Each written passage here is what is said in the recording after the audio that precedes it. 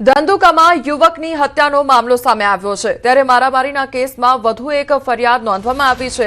એક હોટલના માલિકે પોલીસ ફરિયાદ નોંધાવી છે। 15 થી 20 લોકોના ટોળાએ આવીને હોટલ બંધ કરવા માટે કહ્યું હતું તો આક્રોશમાં આવેલા લોકોએ હોટલ માલિક સહિત 3 લોકોને માર પણ માર્યો હતો। હાલ હોટલના માલિક, તેના પિતા અને કાકા સારવાર હેઠળ છે। પોલીસે હત્યાની કોશિશ સહિતની ફરિયાદ નોંધી છે। સમગ્ર બનાવમાં કુલ 3 ફરિયાદ નોંધવામાં આવી છે।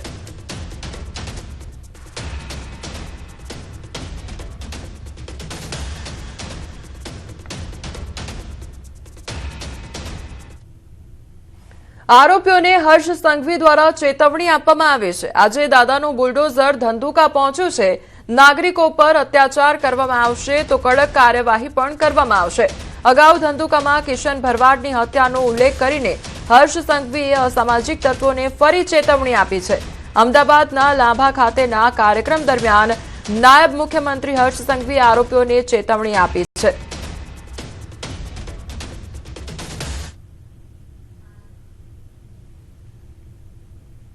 આજે દાદાનું બુલડોઝર ધંધુકા પહોંચ્યું છે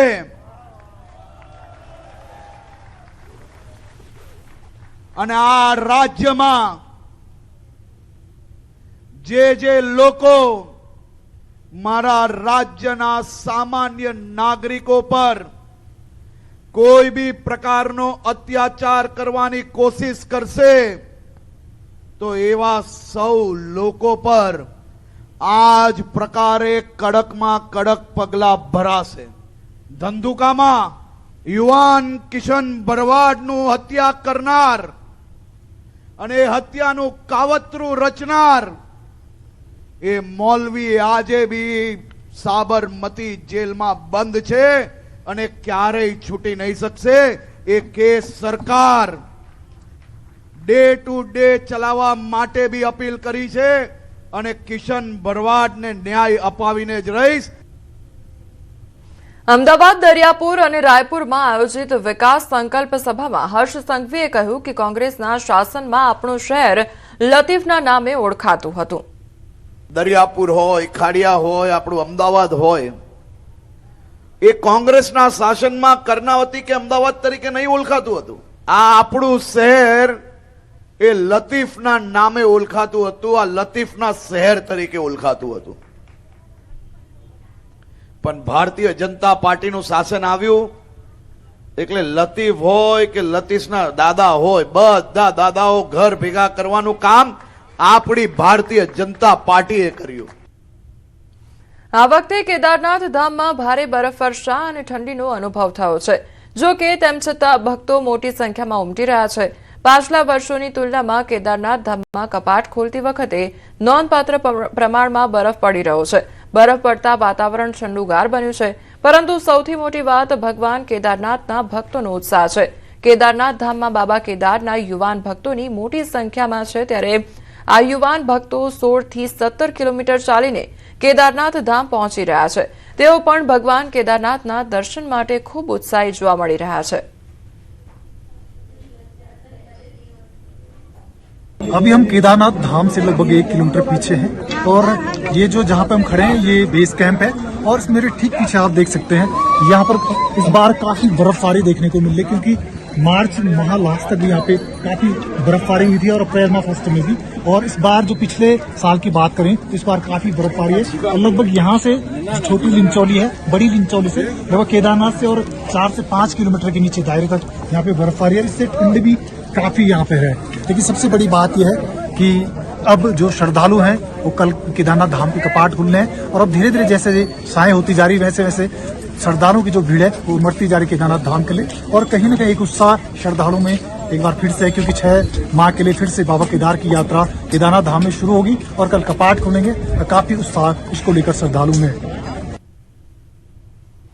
ઉત્તર પ્રદેશના પ્રતાપગઢમાં ચોંકાવનારા દ્રશ્યો સામે આવ્યા। અહીં હાઈવે પર ઓઇલ ભરેલું બેકાબુ ટેન્કર પલટી ગયું અને ત્યારબાદ ઓઇલ લૂંટનો વીડિયો સોશિયલ મીડિયા પર વાયરલ થઈ રહ્યો છે।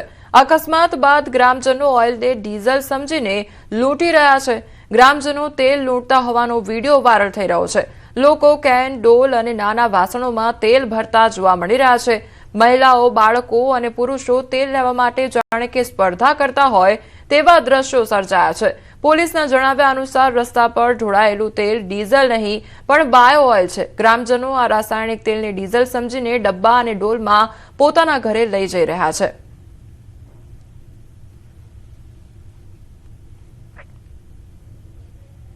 સમાચારમાં આગળ વાત કરીશું સ્વરાજના સંગ્રામ વિશે।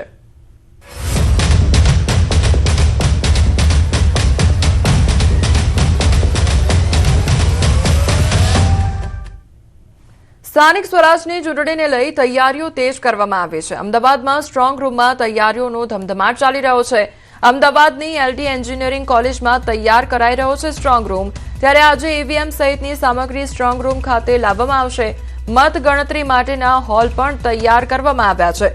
26 તારીખે મતદાન પૂર્ણ થયા બાદ ઈવીએમ સ્ટ્રોંગ રૂમ પર લાવવામાં આવશે। અમદાવાદ સહિત રાજ્યભરમાં સ્થાનિક સ્વરાજની ચૂંટણીને લઈને ચૂંટણી પંચ દ્વારા તૈયારીઓ શરૂ કરી દેવાઈ છે। ખાસ કરીને 26 તારીખે અમદાવાદ મ્યુનિસિપલ કોર્પોરેશનની ચૂંટણીને લઈને મતદાન પ્રક્રિયા હાથ ધરાશે। તેને લઈને તમામ જગ્યાએ મતદાન મથકોની તૈયારીઓ તો શરૂ કરી દેવાઈ છે। સાથે સાથે મતદાન પ્રક્રિયા જ્યારે પૂર્ણ થાય ત્યારે ઈવીએમ જ્યારે સ્ટ્રોંગ રૂમમાં લાવવામાં આવે છે અને એ ઈવીએમને લઈને સ્ટ્રોંગ રૂમની તૈયારીઓ શરૂ કરી દેવાઈ છે। 28 તારીખે મતગણતરી હાથ ધરાવવાની છે। ત્યારે એ મતગણતરીને લઈને પણ અત્યારે આપ જે જોઈ શકો છો કે જ્યાં કાઉન્ટિંગ થવાનું છે એ કાઉન્ટિંગ હોલની પણ તૈયારીઓ જે છે તે શરૂ કરી દેવાઈ છે। હાલ અમે અમદાવાદની એલડી એન્જિનિયરિંગ કોલેજમાં છીએ। એ એલડી એન્જિનિયરિંગ કોલેજમાં જ્યાં સ્ટ્રોંગ રૂમ બનાવવામાં આવ્યો છે અને એ હું એ દ્રશ્ય આપને બતાવીશ કે આપ જે જોઈ શકો છો કે બાપુનગર વોર્ડ છે, સરસપુર રખિયાલ વોર્ડ છે, ગોમતીપુર વોર્ડ છે, તેવી જ રીતે સૈદપુર, બોઘા, ઇન્ડિયા કોલોની સહિતના જે વોર્ડ જે છે એ તમામ વોર્ડની જે સ્ટ્રોંગ રૂમમાં ઈવીએમ લાવવામાં આવશે અને એ 28 તારીખે જ્યારે મતગણતરી થશે એ મતગણતરીને લઈને તમામ પ્રકારની તૈયારીઓ જે છે તે અત્યારે અહીંયા જોવા મળી રહી છે અને હવે ક્યાંક ને ક્યાંક આ તૈયારીઓને ચૂંટણી પંચ દ્વારા આખરી ઓપ આપવામાં આવી રહ્યો છે। કેમેરામેન હરીશ શર્મા સાથે સંજય ટાંક, ન્યૂઝ 18 ગુજરાતી, અમદાવાદ। સુરત મહાનગરપાલિકાની ચૂંટણીમાં વિરોધનો વંટોળ જોવા મળી રહ્યો છે। ત્યારે વિરોધનો વંટોળ ચરમસીમા પર પહોંચી ચૂક્યો છે। પ્રચાર કરવા માટે નીકળેલા ભાજપ ઉમેદવારો બની રહ્યા છે લોકોના આક્રોશનો ભોગ। શહેરના વધુ એક વિસ્તારમાં ભાજપ ઉમેદવારોનો વિરોધ જોવા મળ્યો છે તો ગોરાઠ હનુમાન મંદિર પાસે ભાજપ ઉમેદવારો પ્રચાર કરવા માટે નીકળ્યા હતા, જ્યાં સ્થાનિકોએ અને ભાજપના કાર્યકરો વચ્ચે બોલાચાલી થઈ। ભાજપના કાર્યકરોએ મહિલાઓ સાથે અભદ્ર વર્તન અને મારામારી કર્યાનો સ્થાનિકો દ્વારા આક્ષેપ પણ કરવામાં આવ્યો છે।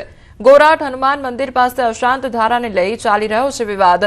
ત્યારે અશાંત ધારાને લઈ સ્થાનિકોએ ઉભા રાખ્યા છે અપક્ષ ઉમેદવાર ઉભા રાખતા સ્થાનિકોએ ભાજપ ઉમેદવારોને પ્રચાર માટે રોક્યા હતા।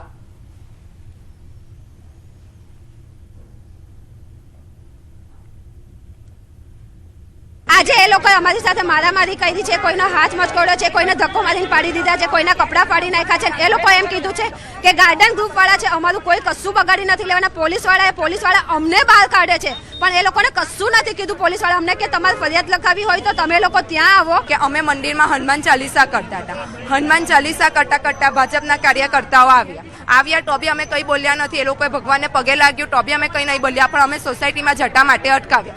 એનું કારણ એ છે આ વિસ્તારમાં અસાનધારો લાગે છે, અસાનધારો લાગતા બી વિધર્મીઓને રહેવા માટે એપાર્ટમેન્ટ બનાવ્યા। તમને એટલું મંદિરમાં પગે જ લાગવા આવડતું તો તમારે અસાનધારાનું પાલન કરવું જોઈએ ને, શું કામ વિધર્મીઓને તમે રહેવા માટે ઘર આપ્યા?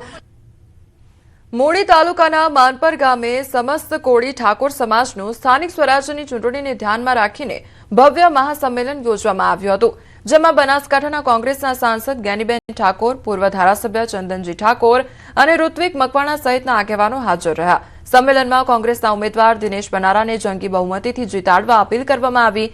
સાથે જ ભાજપ પર સમાજ સાથે અન્યાય કરવાનો આરોપ લગાવવામાં આવ્યો।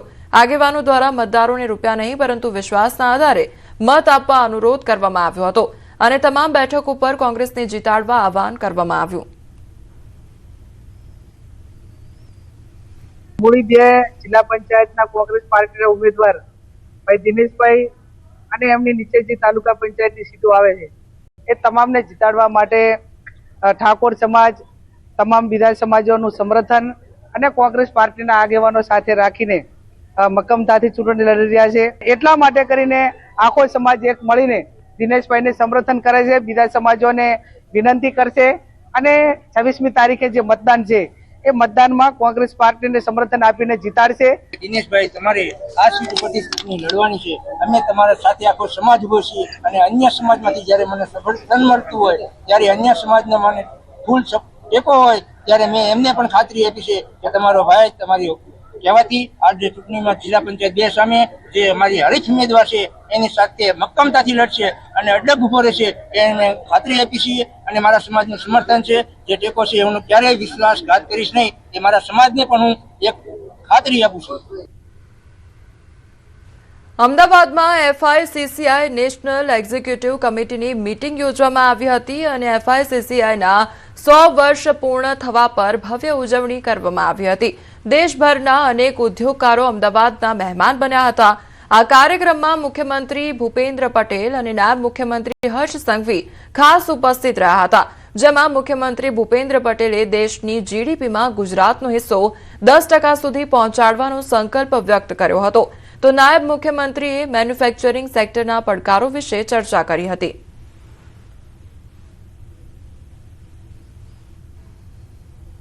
तो this is exactly what we are doing कि ये विकसित भारत के गोल से हम लोग फोकस किए हैं कि मैन्युफैक्चरिंग में क्या कर सकते हैं. ये 4 प्रायोरिटीज जो हैं ये हम लोग पीएम के विजन से ही हम लोग किए हैं. આગળ લઈ જાય છે અને ફિક્કીને એકદમ સ્ટ્રોંગ ઇન્ડસ્ટ્રી અને ગવર્મેન્ટ વચ્ચેનો બ્રિજ બનાવી અને આગળ કેવી રીતના ઇન્ડિયાનો વિકાસ વધારે સ્ટ્રોંગ રીતના કરી શકે એના માટે ફૂલ મહેનત કરીએ છીએ. ગુજરાતના મનોરંજન અને સ્પોર્ટ્સ જગતમાં એક મોટો બદલાવ આવવાનો છે. પ્રખ્યાત ગાયક અને પ્રોડ્યુસર પાર્થિવ ગોહિલ, અભિનેત્રી માનસી પારેખ અને ઉદ્યોગ સાહસિક ધવલ ઠક્કર દ્વારા નવી પહેલ કરવામાં આવી છે. ફિલ્મ વાલે એપ અને Gujarat celebrity cricket premier league બંને પ્રોજેક્ટ્સ ગુજરાતના એન્ટરટેનમેન્ટ ઇકોસિસ્ટમને નવી દિશા આપશે. જેતરમાં ગુજરાતી ફિલ્મ ઇન્ડસ્ટ્રીએ ₹200 કરોડ સુધીનું બોક્સ ઓફિસ રન નોંધાવ્યું છે. આ પરિવર્તનના કેન્દ્રમાં છે ફિલ્મ વાલે એપ, જે ફિલ્મ ઇન્ડસ્ટ્રીના દરેક પાસાને એક જ પ્લેટફોર્મ પર લાવશે. ફિલ્મ વાલે એપ દ્વારા કોઈપણ ફિલ્મને શૂટ કરતા પહેલા તેને શૂટિંગ લોકેશનની શોધવાની પ્રક્રિયા સરળ બનશે. આ એપમાં 450થી વધુ શૂટિંગ લોકેશન્સ, 150થી વધુ બ્રાન્ડ્સ સાથે કનેક્શન અને ફિલ્મમાં 150થી વધુ રોકાણકારોનું નેટવર્ક મળશે. પ્રશ્ન બદલવો પડશે, કેટલી વાર જોઈશે? We are at par with every other regional, and when my answer is yes, but the next question is even better. How bigger is going to be in cinema of India? Media pioneers stories being shared, celebrated, lived together. Let's today brace ourselves to the and empowering the talent to develop, gets a voice. જ્યારે ગુજરાતી ભાષાની વાત થઈ ત્યારે એમ થયું કે માતૃભાષા માટે કંઈક કરીએ અને ફિલ્મો પ્રોડ્યુસ કરવાની વાત ત્યારથી શરૂ થઈ. પહેલી પિક્ચર આપણે કોઈ ગોળકેરી કરી, જે કિરલે ડિરેક્ટ કરી હતી. એની પછી કચ્છ એક્સપ્રેસ, જેને નેશનલ એવોર્ડ મળ્યા. જમકુડી, જે ઉમંગે કરી, જેમાં વિરાજ અને શુભચિંતક, એન્ડ પછી Laalo. So it's been a great journey. અને પાર્થિવ અને હું જ્યારે અમે શરૂ કરી તો અમારા જર્નીમાં ધવલભાઈ અમારી સાથે જોઈન થયા અને ધવલભાઈ સાથે આવ્યા તો કહેવાય ને કે જ્યારે when you want to walk fast you can walk alone, but when you want to walk far you need to have somebody with you. જ્યારે ખબર પડી કે ફિલ્મ ઇન્ડસ્ટ્રી ગ્રો થઈ રહી છે અને અમારે બહુ બધા ગુજરાતીમાં કહેવાય તો અબરખા હતા કે બહુ બધી વાર્તાને અમારે પડદા પર લાવી હતી અને અમારે ફોકસ અમારો ફોટે છે કે અમે વાર્તા કહીએ, સંગીતની વાત કરીએ, ફિલ્મ બનાવીએ, પૈસા કે ફંડ જોઈએ. અને ધવલભાઈ ને વર્ષોથી અમારા એક મિત્રતા છે અને એમને પણ શોખ છે. એટલે મેં બહુ પહેલા કહી રાખેલો કંઈક એવી ઓપોર્ચ્યુનિટી હોય તો કહેજો. એટલે મેં કીધું તમે જો આ ભાર સંભાળી લો તો બીજો બધો ભાર અમે બધા